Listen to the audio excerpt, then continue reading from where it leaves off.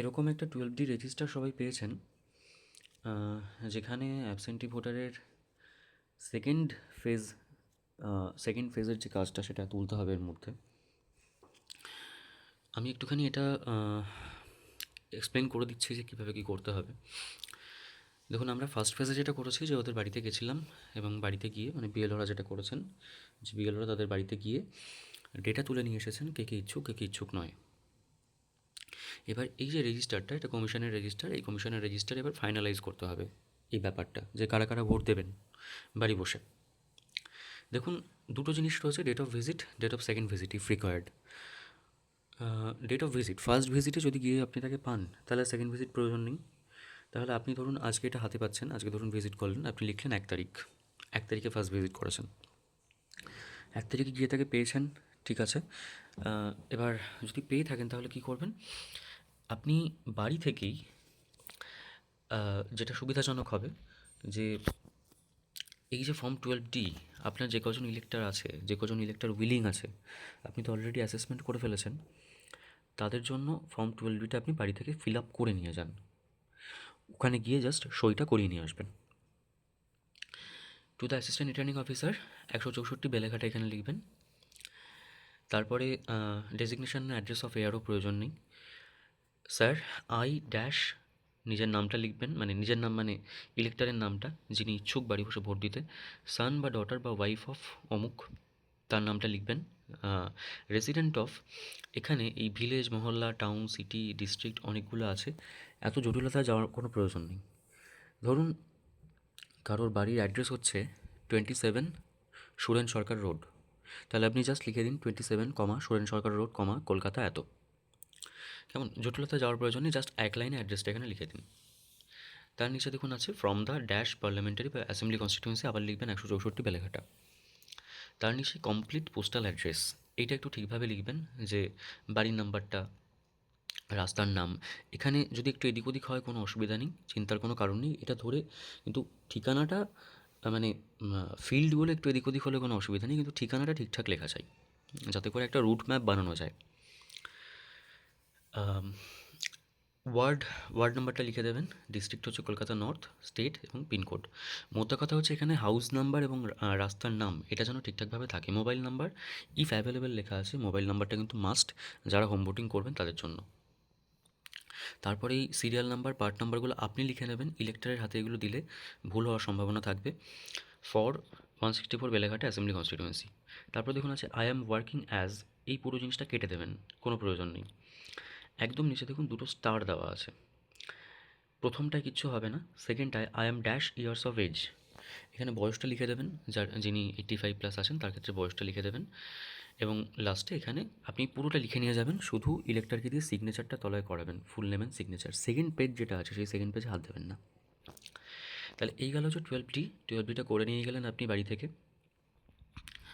ইলেক্টরের কাছে গেলেন, ফার্স্ট ভিজিটে আপনি তাকে পেলেন, তাহলে ডেট অফ ভিজিটটা ধরুন আজকে গেলেন, 1 তারিখ লিখুন, মোবাইল নাম্বারটা লিখলেন, receive blank form 12D voter signature, ভোটারকে দিয়ে এখানে একটা সাইন করান, এবং এই এই সাইনটা তাদের দিয়েই করাবেন, মানে তাদেরকে আপনি ব্ল্যাঙ্ক 12D দিচ্ছেন যারা কিন্তু বাড়ি বসে ভোট দিচ্ছেন। ডিসেবিলিটি সার্টিফিকেট দেখুন, যেগুলো এভিএসসি আছে মানে সিনিয়র সিটিজেন তাদের ক্ষেত্রে এটা ব্ল্যাক করে দেওয়া আছে, যেটা এভিপিডি আছে মানে পিডাব্লিউডি তার ক্ষেত্রে এটা ফাঁকা আছে। যদি আপনি ডিসেবিলিটি সার্টিফিকেট অলরেডি তুলে নিয়ে এসে থাকেন তাহলে ইয়েস করবেন। এবং একটা জিনিস খেয়াল রাখতে হবে যে ডিসেবিলিটি সার্টিফিকেট কিন্তু হতে হবে যে 40% অর অ্যাবাভ ডিসেবিলিটি, 40%-এর কম যদি ডিসেবিলিটি হয় সার্টিফিকেটই লেখা থাকে, তাহলে কিন্তু আমরা সেটা নেব না, তাহলে কিন্তু হোম ভোটিং হবে না। তারপর field in form 12D received, কোন ডেটে আপনি রিসিভ করছেন, ধরুন আপনি যেদিন গেলেন সেদিনই রিসিভ করলেন, কোনো অসুবিধা নেই, আপনি 1 তারিখেই দিলেন, 1 তারিখে রিসিভ করলেন, এখানে ডেটটা দিয়ে দিন যে এত তারিখে আমি রিসিভ করেছি। এবং যদি ফিল্ড ইন ফর্ম 12D তার থেকে আপনি পেয়ে থাকেন তাহলে বিএলও সিগনেচার হবে, মিটে গেল।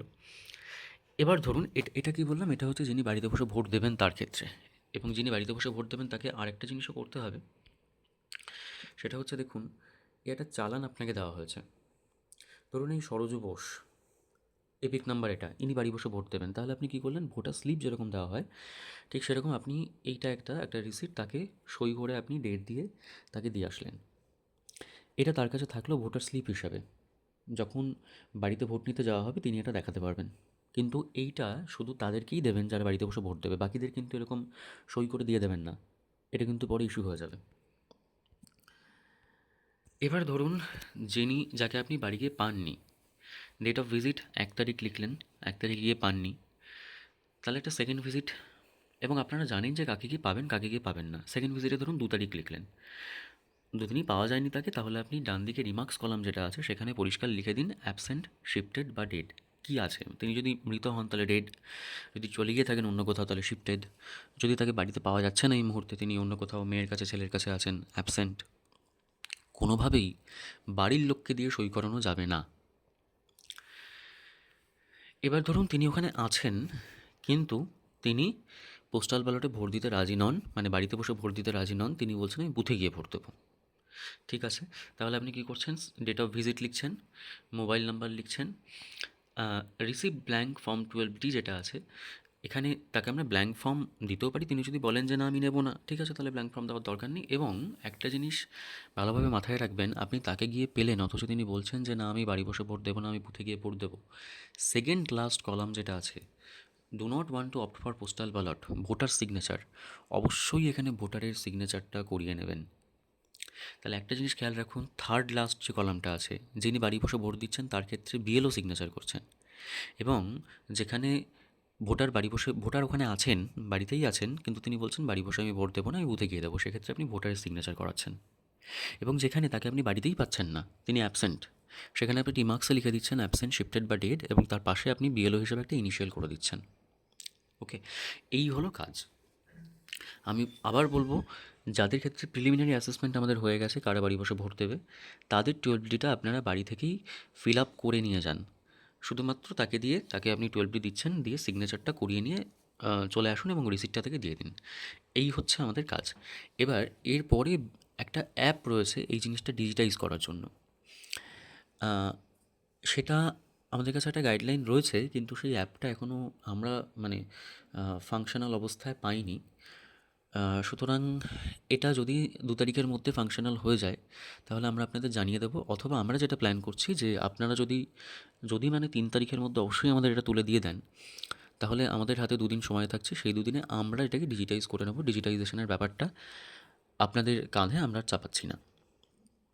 তো একটু তাড়াতাড়ি করে 2 তারিখের মধ্যে পুরো এক্সারসাইজটা কমপ্লিট করে নিয়ে 3 তারিখের মধ্যে যদি আপনি সেক্টর অফিসারের কাছে জমা করে দেন, মানে 3 তারিখ সন্ধ্যাবেলায় সেক্টর অফিসাররা আমাদের কাছে, আমাদের পোস্টাল ব্যালট সেলের কাছে এসে এটা জমা করবেন, সেইভাবে আপনারা যদি করে দেন তাহলে পোস্টাল ব্যালট সেল আমাদের যেটা আছে তাদের তরফ থেকে ডিজিটাইজেশনের যে কাজটা সেটা দেখে নেওয়া হবে। তারপরে যারা করবেন তাদের ক্ষেত্রে নিজেদেরকে অ্যাপ ডাউনলোড করে ডিজিটাইজ করতে হবে। তাহলে আশা করি বিষয়টা বোঝা গেল। একটা জিনিস শুধু খেয়াল রাখবেন, আবার বলছি, যে যিনি পোস্টাল ব্যালটে ভোট দিচ্ছেন তার ক্ষেত্রে থার্ড লাস্ট কলামে বিএলও সিগনেচার করবে, যে 12D আপনি ফিল আপ করে কালেক্ট করে নিয়েছেন।